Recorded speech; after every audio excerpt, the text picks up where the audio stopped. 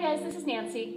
I have been asked a couple of times to share my foot care routine with some of my clients and also other instructors and trainers. This started out as a really informal thing. I've had plantar fasciitis and problems with my feet and my calves for a long time because I'm on them so many hours a week. I do taekwondo, I teach a lot of classes, I work out on my own, and so my calves are just always tight.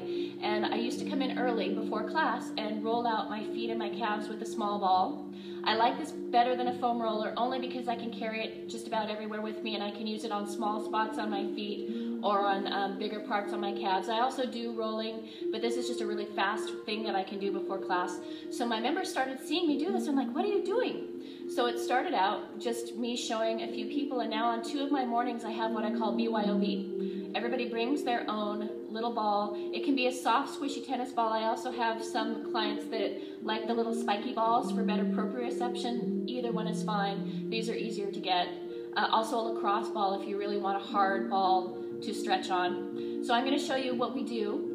And I can't take credit for any of these exercises just for putting them together. The people that I got these exercises from primarily are Leslie Bender, inventor of the Bender ball. I took a seminar from her 2 years ago at the Aerobigirl Fitness convention where she talked about some assessment and corrective exercise from the foot all the way up, and she spent some really good time stretching the feet, so I borrowed some of her exercises. I'm also borrowing from Michel Dalcour. I've taken his seminar on assessing and corrective exercise for the foot and ankle complex twice now, most recently in November, and I love everything he does.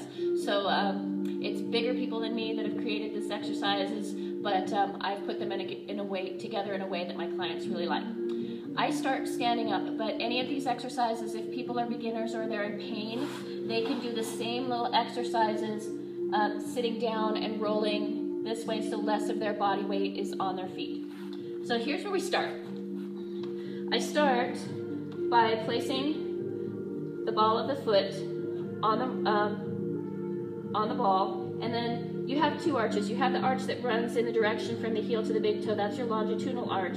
Then you also have a transverse arch that wraps around. And so this is kind of to mobilize the transverse arch. I want you to think about taking the big toe and the little toe and then rounding them towards each other like you're trying to hug and pick up the ball with your toes and with your arch. So you're getting that rounding and that opening in the tissue. And then the next thing that I would do, stand so you can balance, and then roll up and down in the direction of the big toe and down in the direction of the heel. There's not really a right or a wrong way to do this. I just like to do both the inside and the outside of my foot so I get all of the surfaces of my foot that I can. I tend to be tight on the outside of my foot. I do what's called supinating, which means that I carry more of my body weight on the outside, the little toe side of my foot, and my big toe tends to be less flexible. So I roll a little bit more on the outside.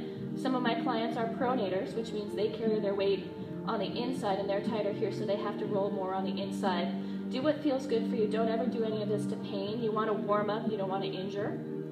The next thing that I like to do is I'll come back to the beginning position where my arch, the top of my arch or the ball of my foot is here on the ball, and then soften my knee just a little bit and I'll step forward.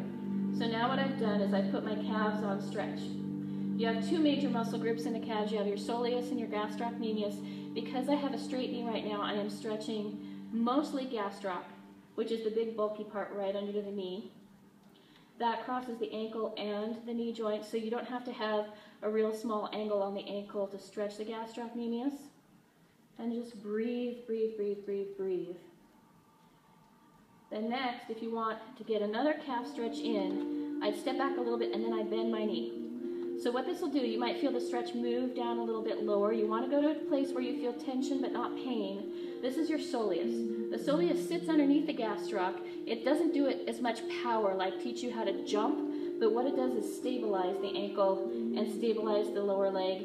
Because it only crosses the ankle joint, you have to get a smaller angle on the ankle to stretch it. That's why we do the bent knee stretch and we do the straight knee stretch.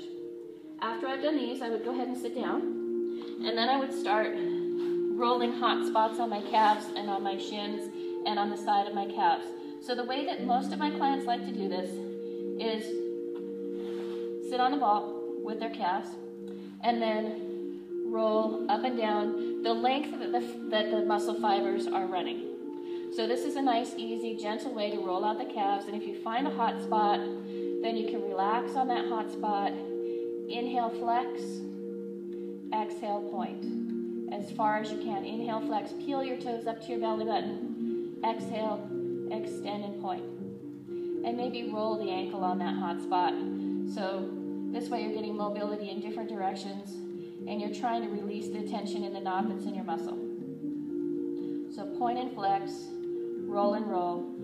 One of my favorite things, I get a lot of tightness out here, probably because I carry a lot of my body weight out here. These are my perineals, they're the sides of my calf, so I do the same thing. I come right up here on the side, and then I'll do that point flex thing.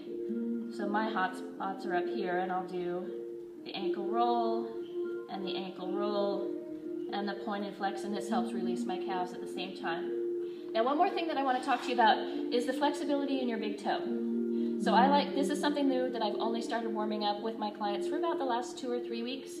You need to have flexibility and mobility in your big toe in order to walk properly. If this toe joint, if the mobility in this toe is shut down, then you don't get that push off from your big toe while you're walking. And what happens is your other side of the body has to then lift and pull your body over to do a walking step. And that can give you all sorts of hip pain, all sorts of pain in the piriformis. The reason I know this is because I've got it, and I'm seeing not a personal trainer, a physical therapist for it now. And we're working on my big toe flexibility as well as hip and pelvic stability. But it all starts with the fact that this big toe didn't move, and this one does. So an imbalance in the big toe can be a big problem later down the road. So here's what I've done for this. I actually stole this one from Anthony Carey. He's a personal trainer and exercise physiologist out of California. You do this on both sides, but the one that you're going to be able to see easier is the side that's closest to the camera. So take one knee forward about 1/2 of a crawl step, one hand forward about 1/2 of a crawl step, and then curl your toes under.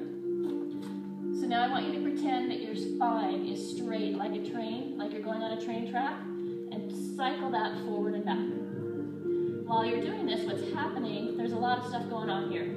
We're getting the flexion and the stretch in the big toe, and nobody ever comes to the gym and says, I want to work my big toe today. So this is a great way to sneak in really critical flexibility without taking up a ton of time or necessarily telling people what you're doing, because they'll get bored if you say this is a big toe exercise. So what I also tell them is this helps prevent back pain because my pelvis is counter-rotating against my low back. So this is good for your low back, it's good for your pelvis, it's good for your big toes. I do the same thing on the other side. The last thing that I do, and it depends on who's in my room, I wouldn't do this necessarily for everybody, particularly people that had issues in their shoulders and wrists, but if you have someone for whom, like me, the big toe is an issue, I would curl the toes under, I would come here, shoulder blades down, tighten your pelvic floor and core, and then lift up by about 1 inch. And then where you're going to go is back and forward, really just working the flexibility and mobility in the toe joints. But this is also a monster core exercise. So the way that I get my students to do this, I actually do this in my boot camp, because if you try to do this for a minute, it's core, it's chest, it's quads, but it's also big toes. So I hope you got some good ideas for things that you can do with your clients to help mobilize their feet. It'll help prevent them from injury, and it also feels good while they're doing it. Thanks so much.